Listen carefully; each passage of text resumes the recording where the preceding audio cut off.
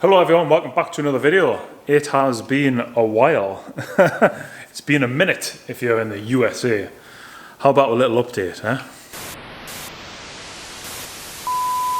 This year, making videos for me has been like going back to the gym, you know. You want to go, but you just struggle for the time, and it's just like every day just rolls on to the next, and then all of a sudden it's been months. So apologies if you've been awaiting videos off me. I do like making them, and I do intend on continue making them, but it's just been a bit wild. One thing that I'm absolutely happy to admit is that decimal tenths the business is just taken over my life. It's crazy. It's absolutely mental. We're really busy and we're really thankful for that. So if you use us as a business, then thank you. That's great. But one thing that I just sort of probably wasn't ready for, and I'm quite happy to admit it, it's just the business side. The business side is pretty taxing. Like the tuning side is great, constant development, constant work, constantly learning, constantly adapting and overcoming problems. The workshop side, great. I'll talk about that in a second. But the business side dealing with, you know, accountants and VAT and invoices, stock, inventory, you know, just even staff. It's just like, it's mental, absolutely mental. I know that every other business has this problem. It's not just like us, you know what I mean? But, you know, in terms of business, we are quite new. We've only been going for, you know, probably, 3 years now? Is it not even that? I don't know. But yeah, it's been going pretty good. So thanks very much. You know, if you've been supporting us in any way, shape or form, it's much appreciated. Another example of stuff that soaks up your time is like the customer service kind of stuff, you know. I caught a post the other day, and it was of a lad who got his car tuned at Artec, and obviously amazing customer service. Car was great. The team down there, fantastic. I'm not surprised. But when he drove home, boost pipe popped off, and it made us laugh because that happened to us just the other week. I tuned a Skoda Superb, and it went mint, just a shade under 400 brake. Thing was ballistic. It had a Godfather engine and drivetrain in it, so it was pretty cool. And Keith, the owner, loved it. He took it for a drive that night. Boost pipe popped off. So you know what it is, he left us a nice message that we came into the next morning. He wasn't like pissed off by it, but that next morning was me and Cal in the car, Jack, tools, and we're shot off to Keith's house. And on his drive, we jacked his car up, took the under tray off, seeing the boost pipe was hanging off. Just one of them things. What can you do? You know what I mean? It survived a pressure smoke leak test. It survived a good few hours on the dyno, and it also survived quite a few pulls on the road because a DSG car. So I did a lot of, you know, like playing with the DSG just to try and get that right. It did perfect the whole time, never skipped a beat, but then the boost pipe came off afterwards. So like I say, me and Carl went and put that back on for Keith, and he was great about it. But that just soaked up the next morning, and the next morning I had a mapping job in, so I had to get one of the lads, Jake, to prep the car, and then I came back, and then I tuned that car, and I didn't finish late that night, but that was because of what happened the day before. It's just business thing, you know what I mean? I mean, you could easily just say to Keith with his car, look, sorry mate, sort it out yourself. But not like that, you know what I mean? We try and do a good job here, and it was a shame for us for that. So that's just another example of like how, you know, you can lose hours, you just really can, and then the next day just gets worse because of it. And then it's just all about how you deal with it.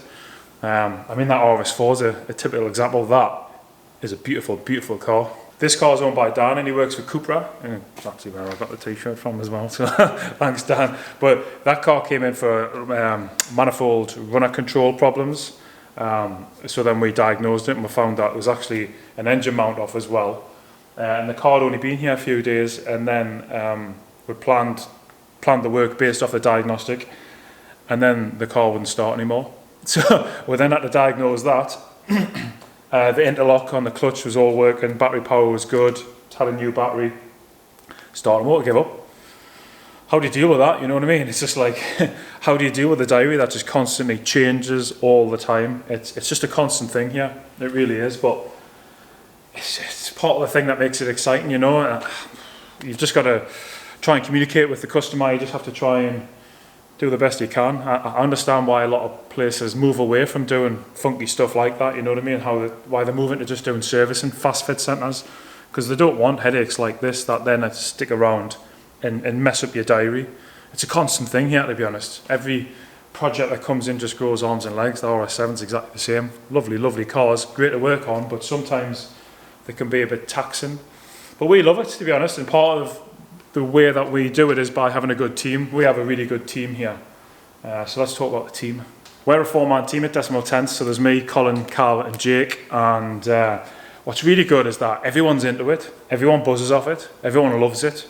This is a great place to work, and the stuff that we do, like here, but also outside, you know, stuff that we do with customers, stuff that we do as part of sponsorships, as motorsport and racing that we're involved with, is really, really cool. And yeah, everyone's into it, and it's been a bit of a struggle for us to find that fifth person. I really want a fifth person here, and we've been through different mechanics, but you quickly learn that most mechanics, I think, don't actually want to be mechanics, you know. But I understand, you know, we do some challenging stuff, so some people just don't want to be challenged. Some people just don't want it. They think of it as a headache, but things that we do daily is quite cool, and we enjoy it. So yeah, fifth person, still eluding we.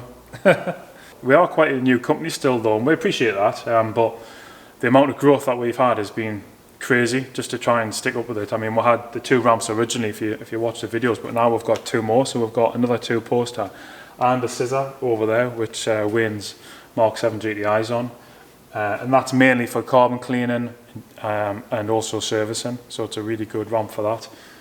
We'll have to grow. We've actually been looking for different units, but it's a real struggle, to be honest, to find a decent unit that will meet our needs.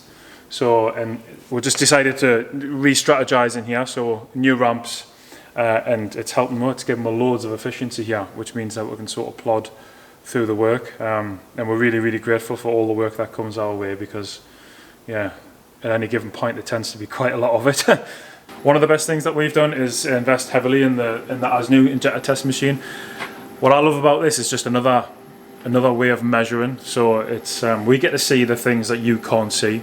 So a lot of people bring the cars here for mapping, especially some of the older port injection cars, and there's maybe problems, and then to be able to just take the injectors out, bring them over here and test them, and then get the answer straight away is awesome for us. It's absolutely awesome. And then obviously the GDI injectors with the TFA size, TIR size, they have a really high failure rate, and mainly it's just been down to poor servicing. Who would have thought that you have to actually service an injector these days? But trust us kids, you do.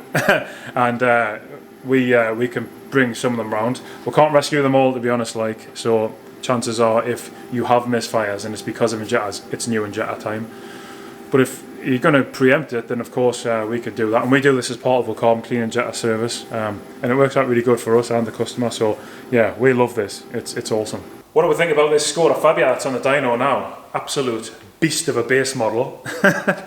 You know, this is a typical example of something that I didn't think that we would get here, and I said that on a video ages ago, but this is something that I've had my eyes open to, mainly by Colin, to be honest. Like, the servicing side of the business is coming thick and fast, and this car is actually owned by a nice lady called Margaret, and she is the mother of Adrian off of Pedalbox.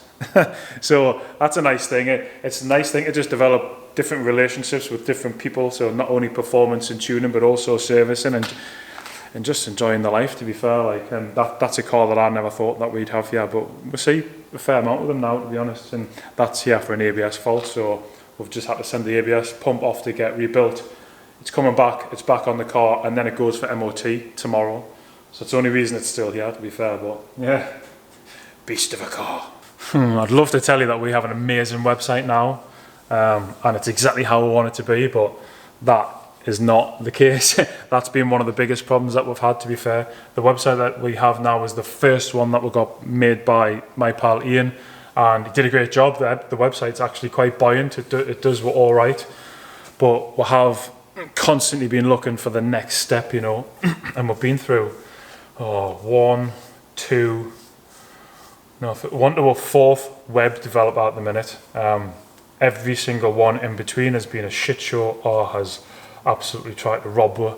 can only be considered as crap. So, but we've got a really good team on it now. So we're going to be launching a new website soon, which is pretty exciting because that's a part of the business. It just helps and it just, you know, keeps everything sorted together. And a lot of the stuff that we use here is the stuff that we sell on the website. So the website's coming. So yeah, another thank you. To be honest, if you use our website, then we know it's a bit clunky. We know it's not exactly how we want it to be, but it will be. It will be soon, very, very soon. Can't wait. Right, what else? My Mark V GTI, still have it, love it, and I have actually made the first drive video as well as another one. Just haven't had the time to edit, but I'm doing things now which I'm finding time, so this is going to be part of come back to YouTube, so them videos will come. I promise.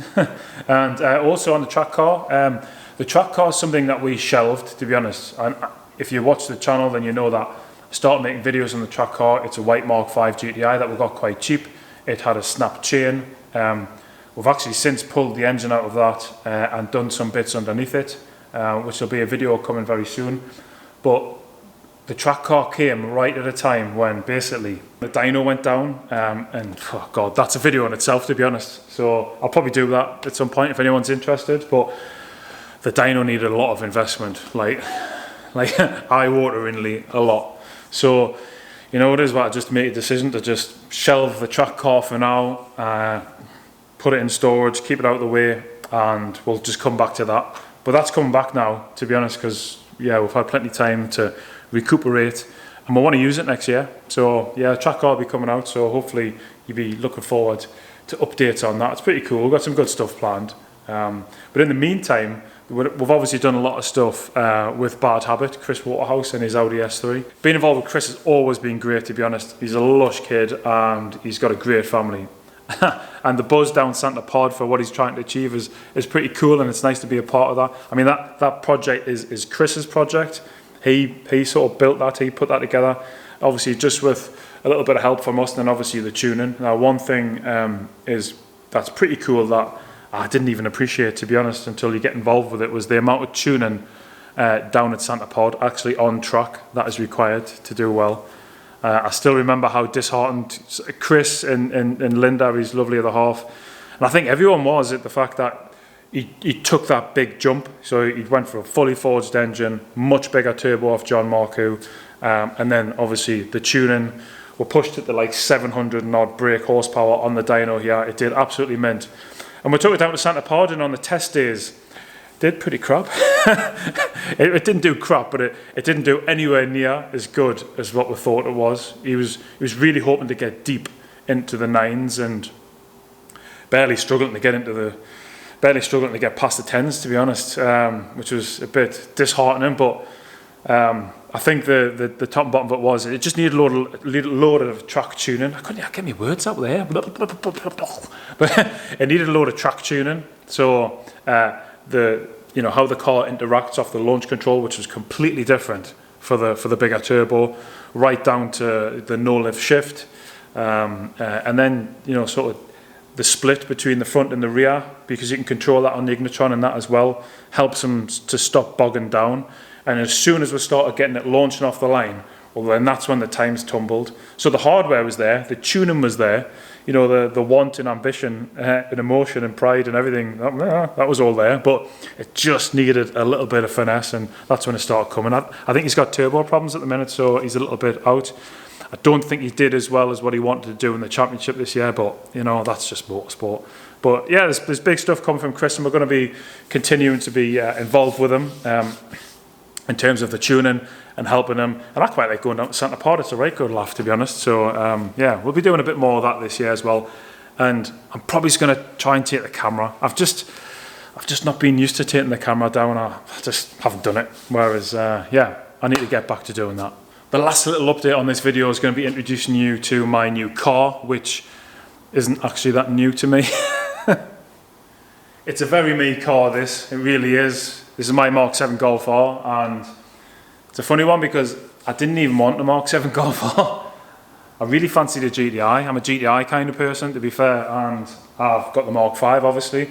And that was part of the reason why, when I was looking for a Mark 7 Golf, because that's what I wanted, to be fair, Mark 7 Golf GTI. I just kept on getting drawn back to these. So part of the searching that I was doing, because I absolutely wanted a 3-door red DSG, had to be.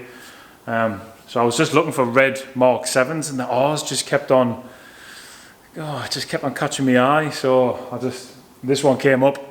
This one's great. It was immaculate, owned by a nice lad called Jake, from down like Norwich way.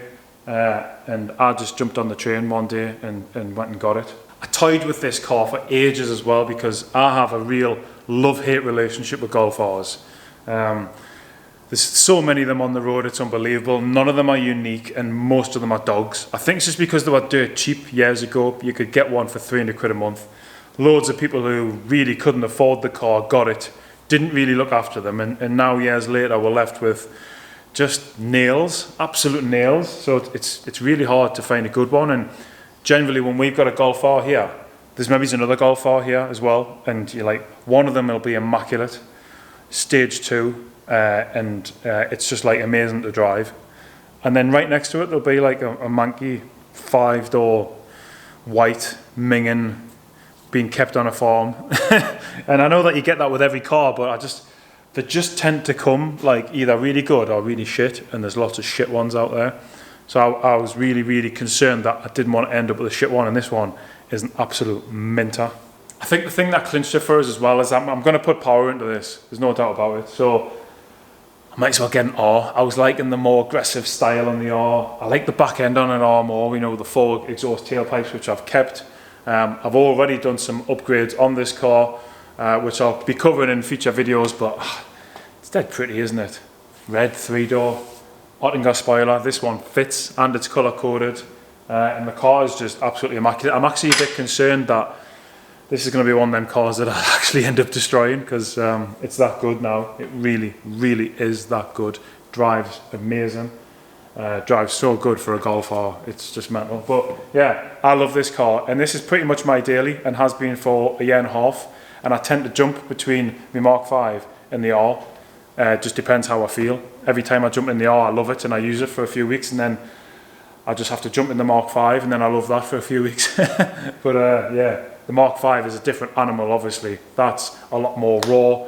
It's actually a lot more powerful than this car at the minute. But, you know, plans are afoot. We'll change that. I think that'll do for this video. I just need to get an update out of my system, to be honest, because I get asked a lot, you know, either on Messenger, on some of the pages, but also, you know, when customers come here and they're like, when's the next video coming out? And I generally don't have an answer for them. So this is it. This is the start.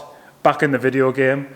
So thanks very much for watching. If you've, please leave us a comment. Let us know what you think about seeing my handsome dish back on the screen again. And yeah, lots to do. One thing I'm going to be doing, which I didn't actually plan on doing, was integrating Decimal Tenths, the business, into the YouTube thing a bit. You know what I mean? I was always going to try and keep that just me, what I was up to.